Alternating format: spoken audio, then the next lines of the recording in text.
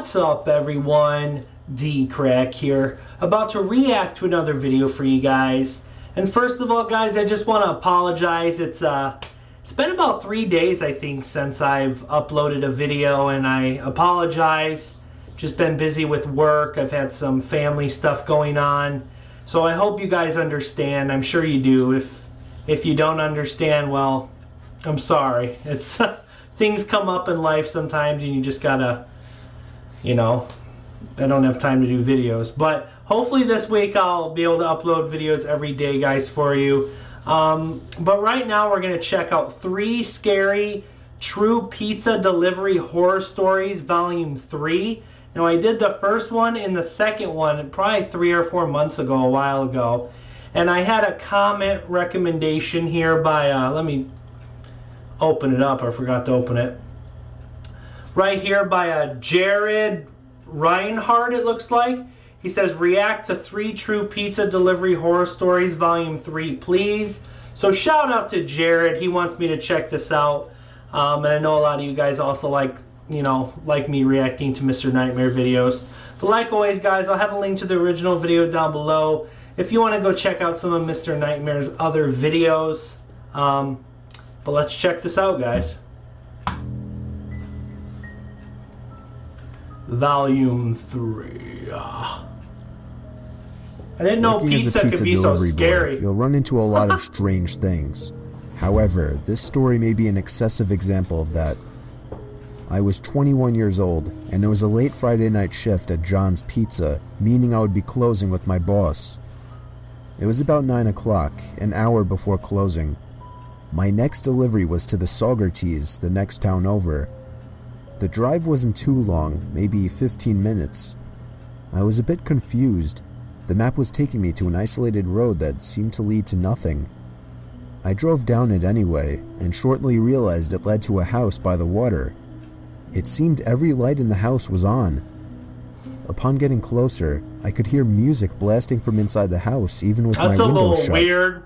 Strangely, there were only 2 cars parked in front of the house, at least from what I could tell. It was a pretty wide open property.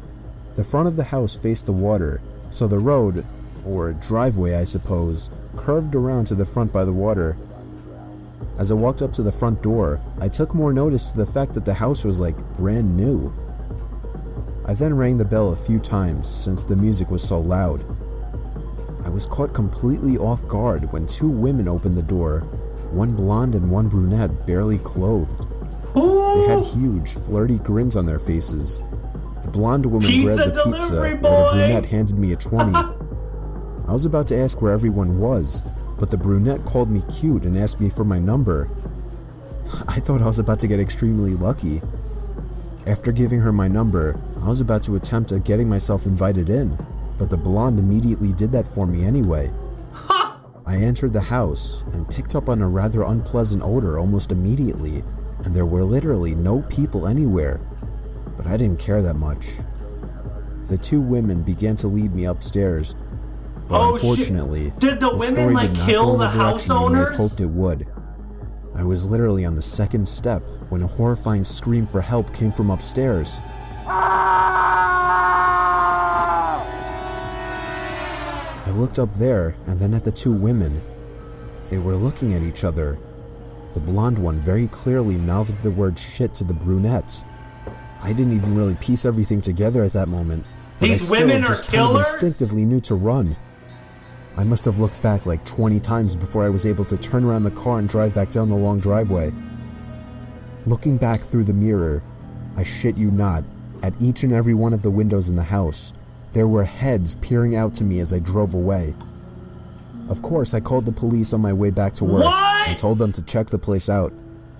They did, and some investigator guy called me back not even an hour later, telling me whoever was there abandoned the place, and that, in fact, it was a brand new, just-built vacant house for sale. It didn't surprise me much. There was no party going on there. It was squatters. It was people squatting in the house. That same night, I got a text saying, "We know where you work." That was enough to drive me to quit that job. Since I mentioned a possible victim upstairs to the police, they came to my house to ask a series of questions about the people. I have also had my number changed since then, as I want no possible links to this incident, and I want to live with peace of mind.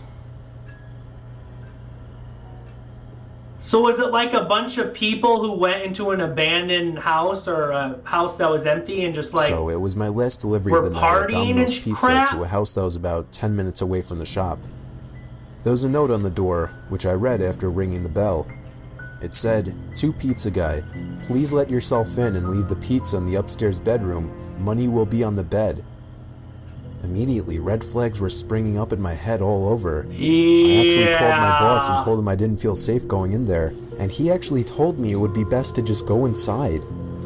I tried to use my charm, as people say I have, to persuade my boss, but he was hell-bent on me not bringing back that pizza.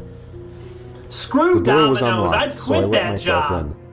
It was an average-sized house with some furniture that seemed a bit aged. There was a small nightlight shaped like a candle on the wall, providing just enough light to see a bit into the living room and my way upstairs. There were no lights in any of the rooms up there, just another candle nightlight. More red flags going off in my head. I come to the end of the small hallway upstairs. That's some There are two serial doors, killer. one open, one shut. The open door leads into a dark room, which I had to guess was the bedroom. As you may imagine, I was shaking in my shoes, afraid for any sudden sounds or movements anywhere. I would have carried a pocket knife I or pushed the door pepper open spray on completely me. and pressed my hand against the wall looking for the light switch. Found it. I flicked it on. Nothing. The lights didn't seem to work in this room. Oh! I very slowly walked over to the center of the room until something cushiony stopped my leg. It was a bed. I placed the pizza on the bed and began to search for the money in the dark. Oh my Just gosh. then, I heard It's the some like... faintest, quietest thing come from outside of the room. It's like a frickin' rapist. I lifted my head and then resumed searching even faster. I was hoping to God it was just some kind of old person living here and they were too sick or nervous or whatever to meet someone. I found the money. It felt like 2 bills. I hoped they were 10s. I put them in my pocket and left the room. I stopped outside the room and saw the door to the other room was open. I could have sworn it was shut earlier. Oh, hell no. Your pizza's on the bed. Have a great day. I myself could hear the shake in my voice. There was no kind of response. I started to lean into the dark room to maybe get a better view. Too dark. I reached my hand into the room and searched for a light switch, but something grabbed my arm with a painfully tight grip and tried pulling me into the room. I screamed and jabbed at the arm with my keys, finally breaking free and getting back to my car. Oh no! Nothing chased me out, nobody followed my car. I told my boss about it, and even talked him into giving me a raise for making me go through that hell. He didn't want me to call the cops for whatever reason. What? It wasn't really on the top of my mind, but in hindsight, I guess it would have made sense to get the police to check that place out. Yeah, because another Anyway, pizza guy is not going to go everything there was and terrible. get frickin' raped. I did get my pay killed. raised from $7.50 to $8.50. Yeah, not telling the police was incredibly dumb. I was never the delivery boy when I worked at Gino's Pizzeria, but when the new kid called out sick on like his second day, I had to take over for the night. Second day? It was a slow Tuesday night for deliveries, so it wasn't too bad. I had a manual 1998 Ford Mustang, a gas guzzler, so I in no way wanted to beat that car around town delivering pizzas. I made 3 normal deliveries within 3 hours. The place closes at 9 on weekdays, so I estimated 1 or maybe 2 more deliveries for the night. I picked up the phone to a customer who sounded like the definition of a meth head or something.